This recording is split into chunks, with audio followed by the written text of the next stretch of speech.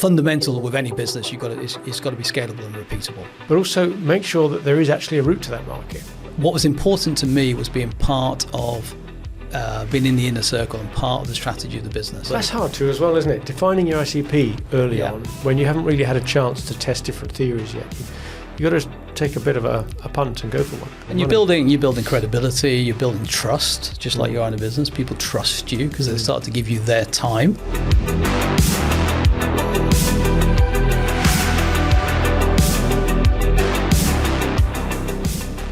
So you got any sailing planned this summer? You're a man who likes to get out on the water?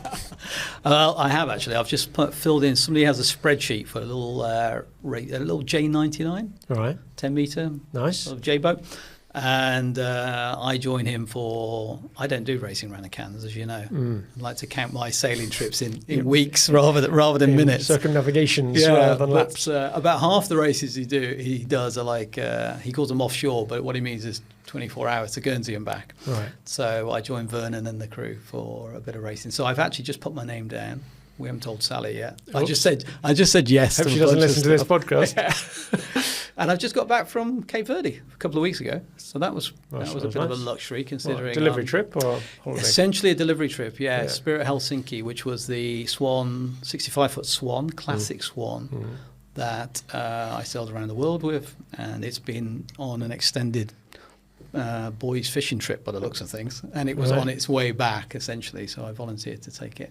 Bring it back. Yeah, bring it back to Gran Canaria. So that was pretty cool. I've never been to Cape Verde. I've sailed past Cape Verde, but I've never stopped. So. Yeah, you weren't allowed to stop. We weren't allowed to stop. Yeah, that was more will part come clear of the later as we tell about that. Well, it puts my sailing exploits into somewhat of perspective. Then we have a week and a bit of swimming at lunchtime. Drop the hook. Have a bit of a play off the back of the boat. Yeah, it's all sailing there. Well, we shall cover more of that in a moment, but I think we should do a podcast. Okay, let's do that.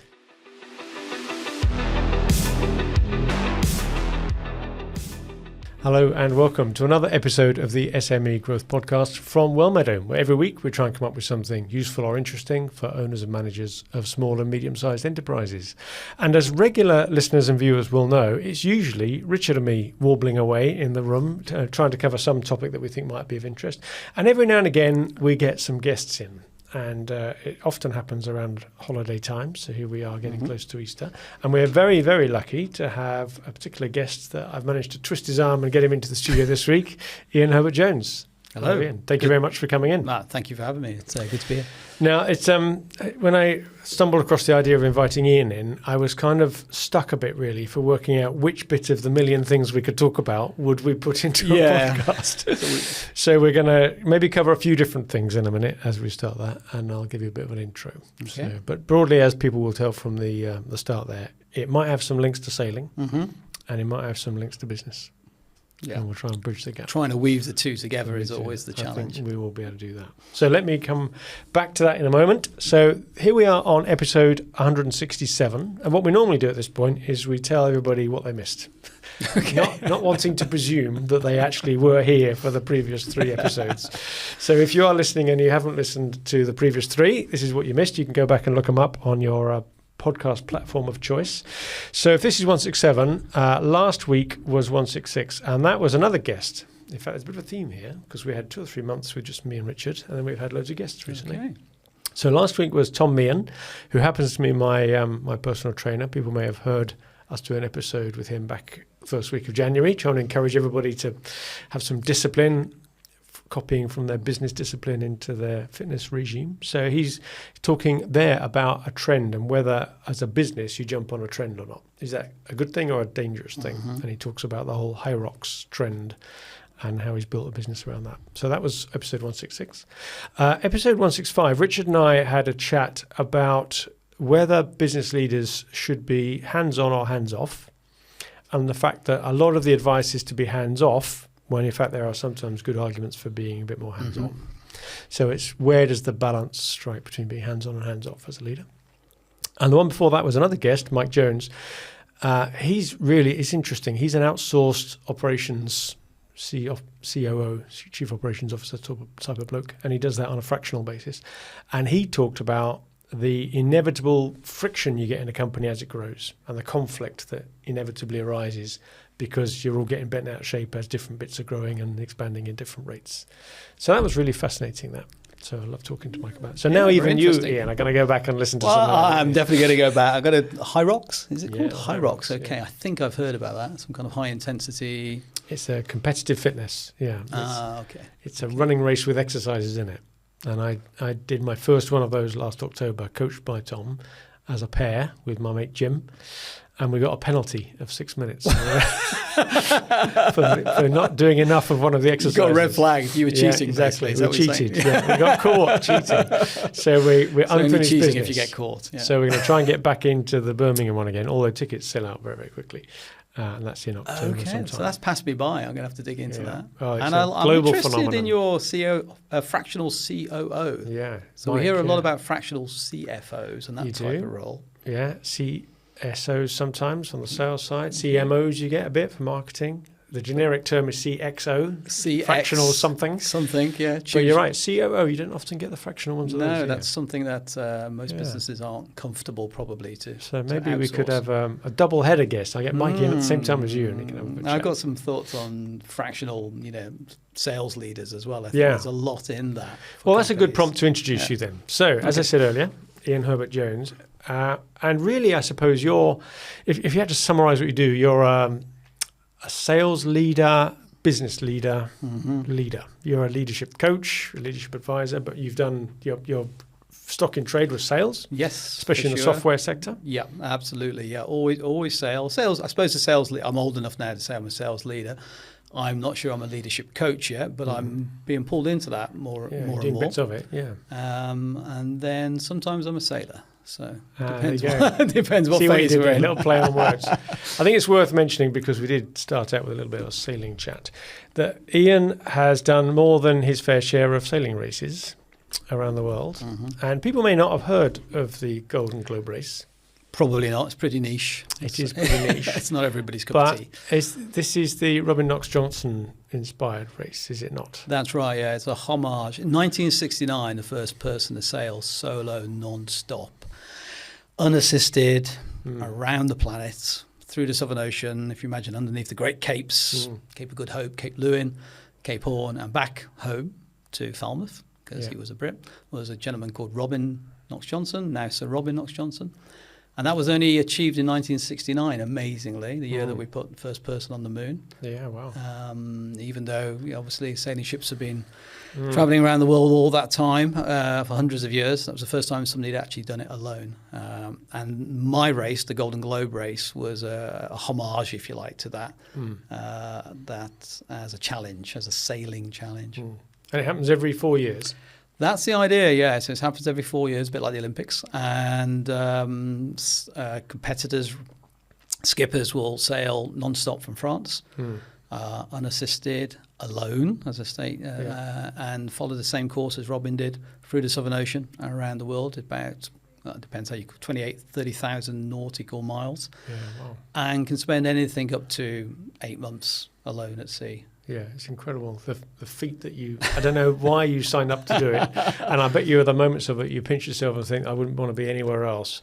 But I've watched all those YouTube videos you recorded, and I must admit, it moves me a lot. Oh, I'm sorry about that, because I've never watched them. Well, maybe, yeah, I can see the amount of emotion in you as you were being interviewed in those things. And if anybody follows the story, it wasn't without event. No, not certainly. It was quite a journey. I mean, should I skip to the give us the end? No, give us the Start with the end in mind. Yeah. So at the end of my sailing race, the end of my adventure, had me jumping off my crippled boat deep in the South Atlantic onto a rope ladder on a Taiwanese fishing boat after being rolled and dismasted, and basically, I unfortunately I lost my boat puffing. But that was after 7 months alone at sea, and I was on the way home, basically, 24,000 miles. So it was quite an adventure. But although it didn't end the way I had planned, I don't think I'd have it any other way, and that's a strange thing to say. That is, considering the trauma that you must have gone through there. So that was. But you learnt a lot about yourself. Yeah, for sure. I mean, what an experiment, Imagine turning your phone off for a week. Right, so just keep doing that. For an hour. Yeah, do that for a month, and then do that for 2 months and 3 months and 4 months. So part of the nature of the race, what makes it quite special is that you're sailing in traditional old sailing boats quite slowly, and you're also only using traditional technology on board. And one of the things that means is there's no GPS, there's no sat nav for this race, so you're navigating with paper maps and sextant and a magnet, so the sun and the stars. And the other element of that is there is outside communication, but you only can talk to race control once a week. So you have one phone call, sat phone call, if you can get through once a week with race control. So there's no outside communication with the rest of the world. So it's and you were recording little video clips all the way around. You must have had a GoPro or something. I did, yeah. And that only ever got uploaded at the end then, did it? Yeah, we actually had these, what they called film gates, where you had to sail near a port, which is what happened in the original, if you like, event in 1968, 69.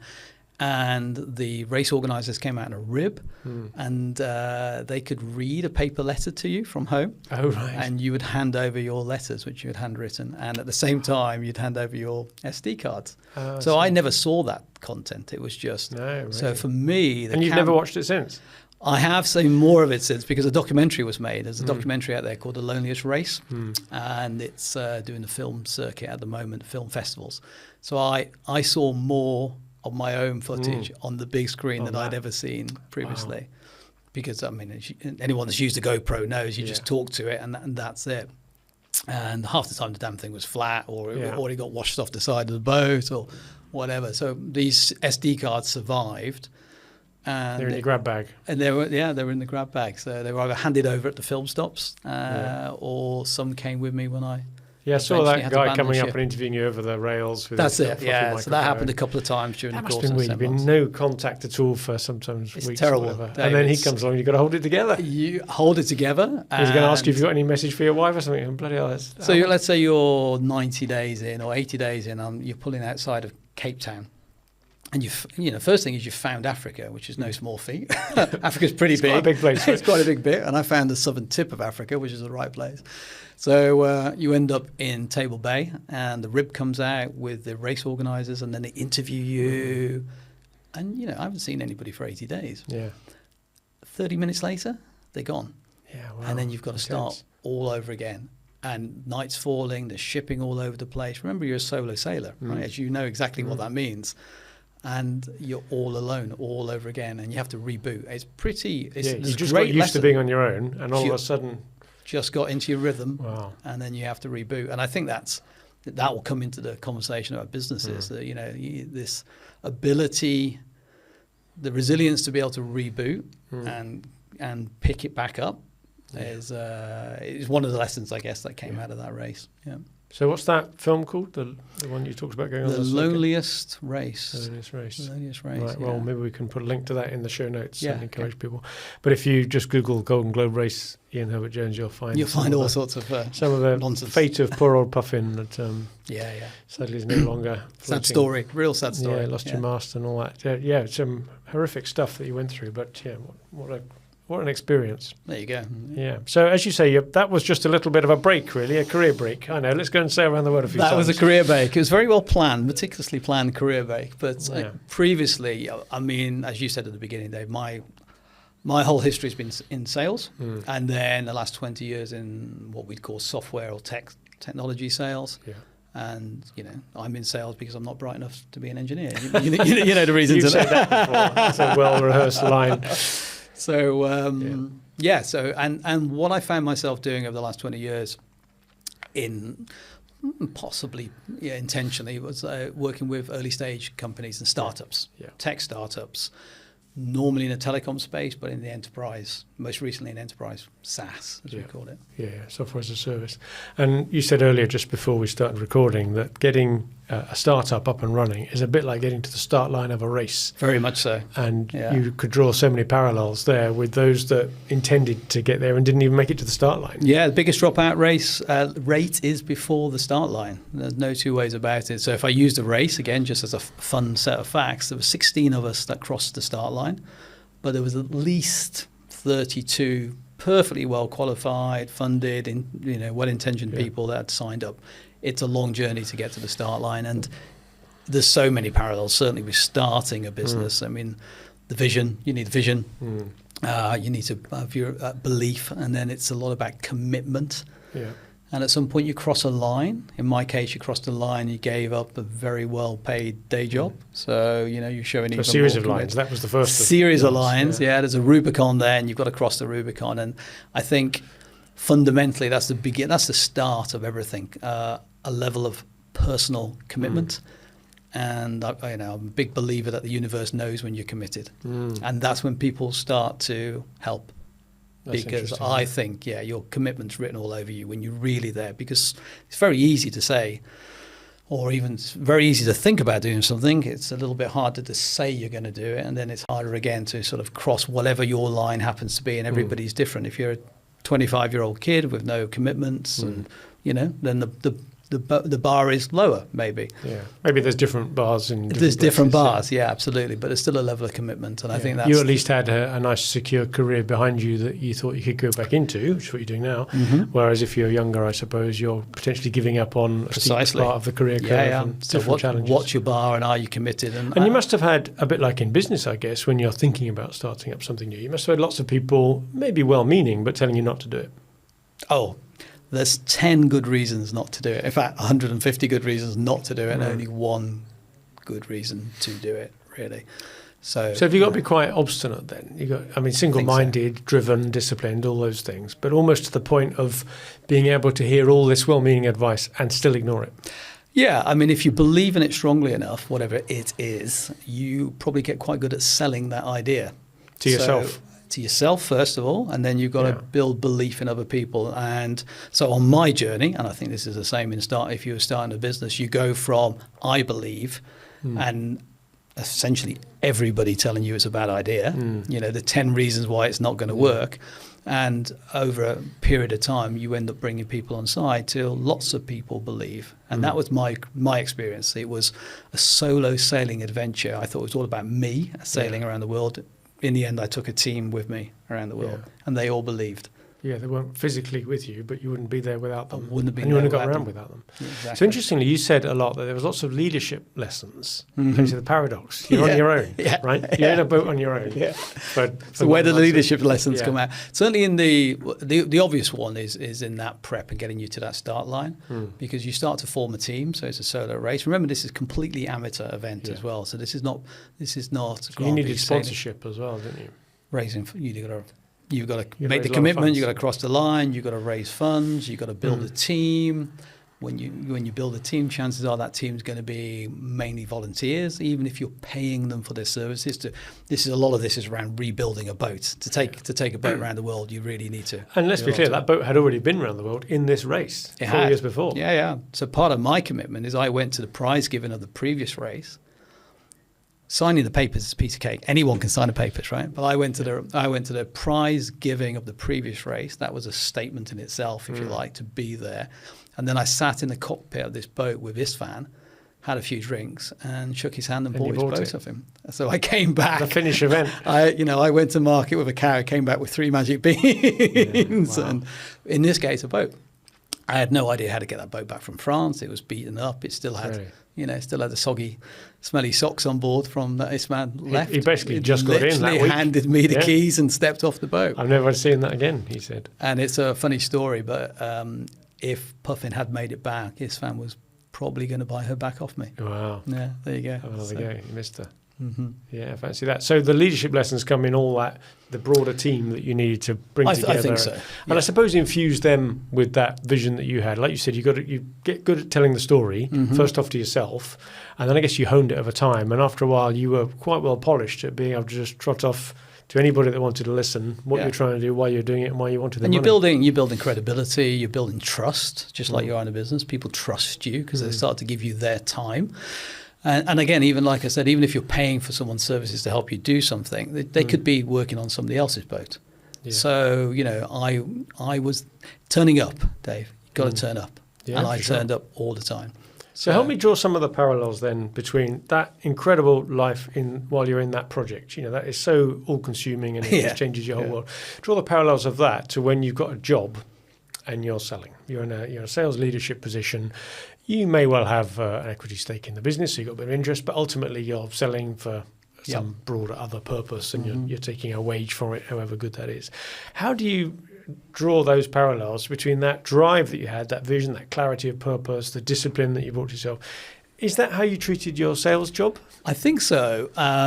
Somewhat maybe accidentally, without the sort of, foresight or the way that we're talking about it now. It probably happened more by accident and design, possibly because I'm personally quite mission driven. But particularly as you start, if you're joining an early stage company or a startup, there's a chance that there's someone else there that also has that vision. So you're joining in, you're part of joining and supporting that vision. And as a if you're an early sales leader or the first person selling in a business, you've got to go and sell that idea to a client. Yeah. Right? They've never heard of you before. You've got potentially no track record. So you've got to build credibility and trust. And I think I feel it was a very similar exercise. So you build trust, you get credibility. That first customer, that first sponsor, it's not about the money. It's absolutely not about the revenue. It's all about what that says about you, that you are trustworthy, that you do have credibility. Yeah, are you even really a business until you got the first customer? You're pre-revenue. No. You're a conversation. Yeah. You're a conversation. It's That's burning money. We're in stealth mode. Yeah. So that means you're just spending money. Yeah. Now, of course, you're probably building something that you've got a vision for and so on. But it's just occurred to me, Dave, as we talk about it. One of the things I always used to say is, you may say what you think you are as a business, what you intend to be, and how you think you position yourself. Invariably, ask your customer what they think you are, because that's probably what you are. And it's a different answer. And it's probably a different answer, because you're solving. At the end of the day, we're there to solve problems, aren't we? Well, I remember that in my board advisory experience, I was encouraged once to ask that question by some, I don't know, one of my colleagues, I think, in one of the mastermind groups I go to. And I remember going to ask Clive, and Clive will be listening, I know, so I'll name check him and say, why do you keep me here chairing your board meetings for you? And he said something which I must admit did surprise me, which I shouldn't have done. He said there was 3 or 4 reasons, but number one is the board meetings happen. Okay, yeah, and discipline. I thought, okay. Talk about deflating. So the whole value I bring is being a human that turns up on time, because that means everybody else has the meeting. But when you think about it, it's that discipline of someone from the outside coming in. There's a certain degree of respect internally that someone else has beaten a path to our door to come and facilitate this meeting with us and share. So he said that, if nothing else, at least they happen. Yeah. The fact that then you cross-fertilize ideas across other businesses and bring your own technical expertise, and you maybe chair the meeting well. They were all in the list. But number one is they happen. And that was quite a sobering point. You've got to turn up. And even if you're turning up and you just bring in a pizza because it's late at night, or you're making a coffee, I did an enormous amount of that. And in business as well. No two ways about it. You can't be too proud to do that. Yeah. And in my tech businesses, my most valuable resources were my technical guys, whether they're solutions engineers or the actual engineers or the CTO. And putting them, my job used to be, my job was to get the room and get all the right people in the room, and then to manage the room, right? So that we get an opportunity to express what we can do, listen to the client, work out why they're even interested in talking to us. And then eventually get everybody in the room saying yes at the same time, and that's my task, is to coordinate. Just thinking across the parallels where we tried to do that, we've had a couple of big blue chip opportunities we've talked about in the last year or so, and even getting all those decision makers in the room. Before that, even identifying who really the decision makers are. Yeah, you've got to map it out first, but not who they say they are. Yeah. So you ask who all the decision makers are, and then it turns out at the end, if you win or lose, someone else has just come on stage left that you never even knew was part of the play. Yeah. So that's a challenge in itself, isn't it? Just getting the right people. It's definitely part of the process, if you like. If you want to turn it into a sales process, mapping the organisation, but let's not think about it as a process, just as a human approach to a problem. An organisation is a set of people. They've all got different departments and different concerns, and the chances are your solution, whatever that might be, will cut across more than one. And so you've got to be aware of that. And if you think you can just run all the way through to the finish line with just one, champion, just your sail maker, and you haven't spoken to your rigger, well, okay, you're probably going to be missing something. You're going to get caught out down the path, and then you normally get caught out just before you thought you were going to get a contract and something. So it's a team of people from your end, but more importantly, a team of people at their end, all the people that are stakeholders in the decision. I think so. You've got to apply your team. So this idea that sales leaders are some kind of magicians and they go in and do it all by themselves, it's not about that. This is where leadership comes in. It's understanding, not just leading other salespeople, but leading the organization that you represent to turn up and be your best self for the client, and often leading the client effectively. And I mean that only in a positive way. Yeah, sure. Because you're solving for the client. Yeah, you've got to move the conversation on. You've got to keep something at pace, or decide you're not going to do it, of course, which is another talent, harder to do often. But when especially to step away. in startups, you think, because there's the learning even from taking on a bad contract in the early days, because it helps define you, doesn't it? But as you become mature, that ability to say no, fail fast, walk away from bad deals, that's quite hard. Yeah, really hard. It's super hard to say no, of course. It's almost impossible to say no. However, what a lesson to learn, because you're, in those early stages, your resources are so scarce, you can't afford it. You can't afford to be carrying a bad contract. Or be stuck in a delivery that you can't get out of.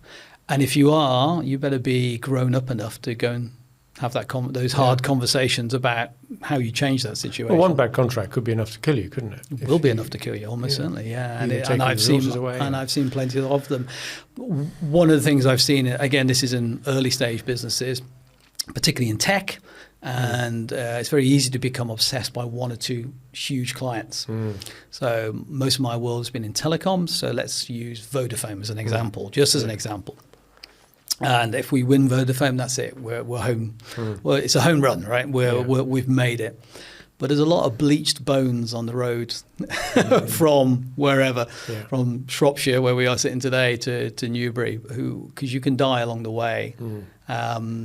Trying to break into that one big client, and they may have great intentions, and they might do proof of concepts with you and all those sort of things, but so you need a discipline around those early deals as well. They've got to be the right lighthouse, going back to the sailing analogy, these lighthouse deals are just that. They've got to be the right deals at the right time, and it's not always the biggest, shiniest client. Sometimes you need an entry client as well, an early adopter that's going to be flexible with you, that sees the value in that. Well, I got some advice once, which took me a bit of time to process, but we've all heard the Hackney's phrase, you've got to find a gap in the market and a market in the gap. There's got to be something worth going for, but also make sure that there is actually a route to that market. And sometimes, I've explored ideas and service ideas, product ideas with people who are advising it. And the sagely ones will say, look, that could be brilliant if you can find the actual person that would see benefit in that and prepare to pay money for it. But how are you going to find them? That is a very difficult area, and I suppose our board support work is a classic example of that. People who receive it are absolutely evangelical about it, but they don't tell anybody else about it. It's a very internal thing. Keeping it to themselves. And it's not the sort of thing people look for. You don't Google, I want someone to chair my board meetings. So there's no easy route to market. In our early days, we built a business back when the banks were more active in networking, and it helped. But once they all reined their horns in and just became bankers, it became a lot harder to do that. So you've got to have that route to market. And having that ideal customer already in mind early on, and having that nailed, early, so you're not still experimenting late on with that is ideal. But that's hard too, as well, isn't it? Defining your ICP early on, when you haven't really had a chance to test different theories yet, you've got to take a bit of a punt and go for one. I think so. I think you've a couple of things. One is to be broad early, of course. You can be broad for a period, but I guess if I was looking at it again today, I'd be mindful about it. So what you're trying to do is nail that ICP, because then you can scale, then you can communicate that, find the right partnerships, the right route to markets, and so on. And if you're aiming for a particular technology space, that makes life a little bit easier. So in my case, a number of those companies were for mobile telecoms. Okay, so it's mobile. So that's narrow. Not everybody else is going to buy this. Only a mobile phone operator is going to buy narrows this. Narrows it down a bit. Yeah, narrows it down, and then you can say, well, okay, why on earth would they talk to me when there's 3 or 4 incumbents in place? So then it's somewhat about the product and the solution. Yeah. But maybe it's your model as well, how you're approaching them, how you're pricing it, and how how you can change the dynamic that they're stuck with at the moment. Yeah. And if often when I'm talking to sales professionals, The one topic we tend to crop up and talk about is whose responsibility is it to come up with the leads in the first place? And there seems to be, you're either, you're a bit Marmite about this. There's no middle ground. Either sales guys say, that's what marketing is for. Marketing is all about lead gen. You bring us the leads, we open and close. That's fine. That's what we do. Whereas other sales guys say, look, marketing are great for brand building, but they're not good enough at understanding real pain points like we do because we have to live it. So we'll end up having to just wear out the shoe leather, knock on the doors and go and get the leads ourselves. Is there a spectrum there that there is has a middle? It's it depends. Are you at one end or the other? Terrible answer. Well, it depends. I think it depends somewhat on segment. So I saw this most distinctly. So I'll give you two examples. My first startup was for core network software for the mobile operators. Right. And we ended up defining a category, and we should talk about that another time. Well, what does that mean? Because we made a product that had a function, but we actually found ourselves defining a category, partly by accident. Right, we weren't that clever at the beginning, but we worked it out along the way. Exactly.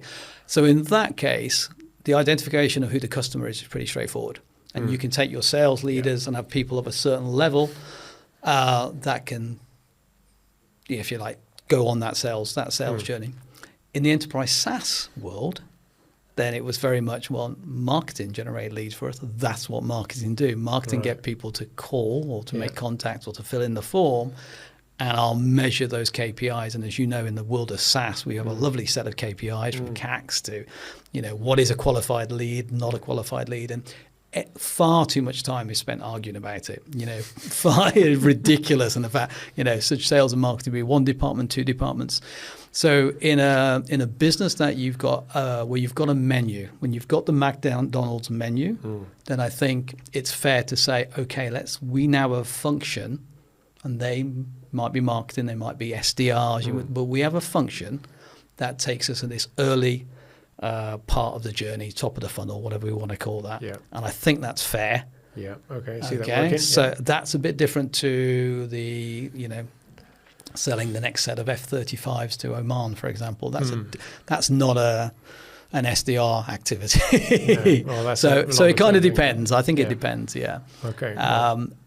Defining your category, going back to my telecom element. So for me, the marketing is really important for building that credibility and presence and thought leadership and category definition, and defining the problem better than your competition does, which is interesting, or restating the problem. So. Can we, that's interesting there. It leads me on to then thinking, if I fast forward through the various stages you've had in your career, trying to cram a day's worth of what we could be talking about into one podcast here. I wanted to cover the bit about the preparing for sale and the sale process. Now that's a whole nother podcast in its own right.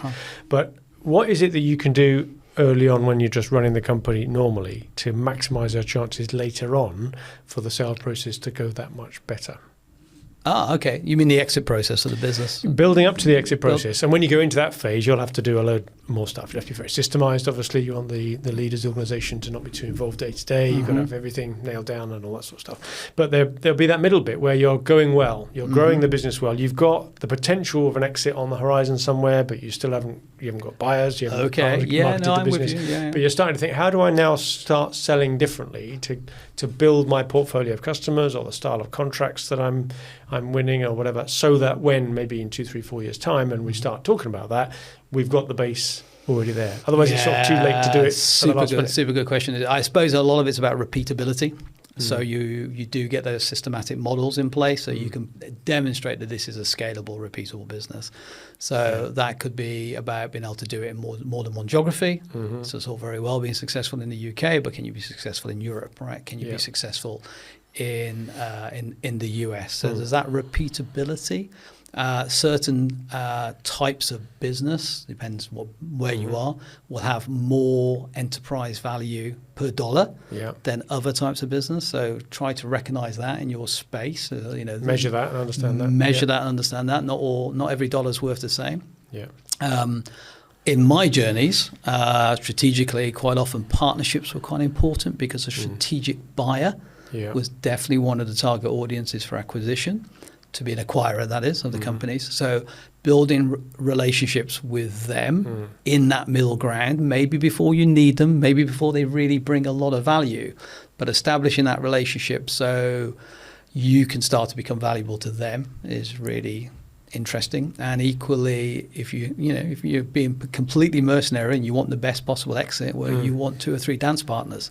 Yeah. So developing that, that chemistry, that fear of missing out is important. So the fundamental with any business, it's got to be scalable and repeatable, right? Yeah. So you've got to get that right. You're not dependent on any one hero. Got to get the heroes out of the mix. The heroes are the leaders have got to scale, and they've got to scale to other folks. And it's got to be seen that we could buy your company, take the leadership team out, and you'll still perform and grow. Yeah.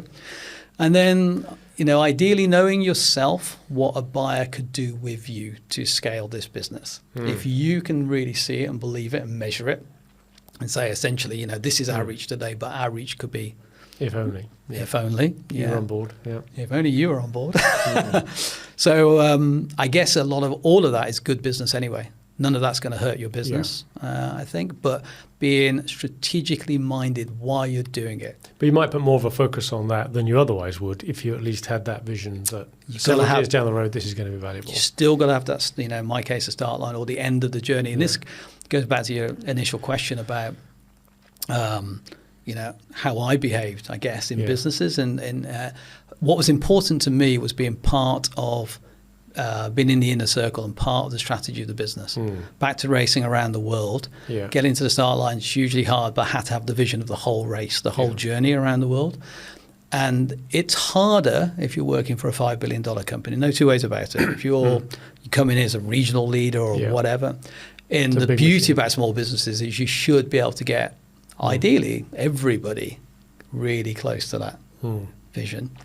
And if you've got that in mind, then that makes those other steps that much more logical. Of course, you have a strategic view to who your partners are. It's not just about who's going to bring you more leads or more revenue. It's, how does that sit for the future?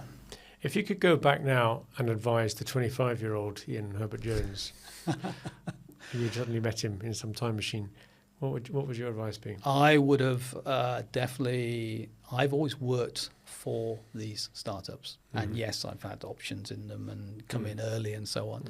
I would have taken a chance and started my first business, whatever that is. Really? And that's probably what probably my greatest regret at the moment is I don't have an annuity business sitting behind me, or 2 or 3 or 4 of them. Being it's very easy to get, if you're good at what you do, it's very easy to get into a very good position in companies that stimulate you and drive you, and you're part of the vision. So it's ticking all the boxes, and but it's not yours necessarily. So it's like sort of helping somebody else get over the line. So you'd really encourage your younger self to maybe learn at someone else's expense to start with, but ideally, then be braver. But be braver early on. But also not just braver, it's but be willing to go and to see there's a reason to try and do that for yourself. Confidence thing then, or opportunity? Confidence, opportunity. I think if I go back to my 25-year-old self, it was probably around just pure experience. So if you're around people that have done that and lived that life, then I think you're much more likely. Well, it's a good lesson there to make sure you are around people that you can learn from, right? We're all the average of the 5 people we spend most time with. I think it's more to do with that than anything else. Okay. It's a slightly different question, just to close on. I'm not going to ask you what the advice would be necessarily, but if you could choose a point in time to go back in your global race, race, would you go back to the start line? Would you go back to when you made the decision to start? Would you go back to halfway through the race? Where would you magically plant a message back to yourself? Where would be the most impact? About 2 days before the storm hit, and I would have gone in a different direction. That'll do. Was that a decision that you consciously took, or was it at the time not something you realised? No, because I didn't have the information about the weather system coming, and so if I'd had, that's the point about unassisted. You don't have satellite images or anything. This thing hit me out of the blue, and so if I'd gone back 48 hours, I would have turned left. Basically, could you have made enough distance to get away from it? Maybe. Yeah, because these things are big, right? This is basically a hurricane, basically that came across. So it's really, really big, and the best advice would have been to stop. Strange as that sounds when you're sailing around the world, but literally just stop near the Falklands and hang out till this thing had gone past. Get it go through, and then try and thread the needle between that storm and the next storm. Wow. My goodness. So There that's you go. in it. So Nobody's ever asked me that before. That's quite interesting. Let's go with something different. Thank you. Thanks, Ian. Look, I told you at the beginning I could spend all day talking to you Yeah. about just the sailing, if nothing else, but I am interested in the parallels and your previous career, your real career, if you like, when you were selling software. So thank you very much for sharing lots of that. No, it's great. It's good Very to be good of here. you. Thank I'm sure you. people will check out other stuff and maybe hear from you more in the future. Yeah, We'll get you why back not? in again. Yeah, why not? Brilliant. Well, thank you as well for listening to another episode of the SME Growth Podcast from Wellmeadow. As we say every week, if that's been interesting, then please tell your mates in the pub about it or drop them an email or a link. But anyway, and in the meantime, good luck with your business.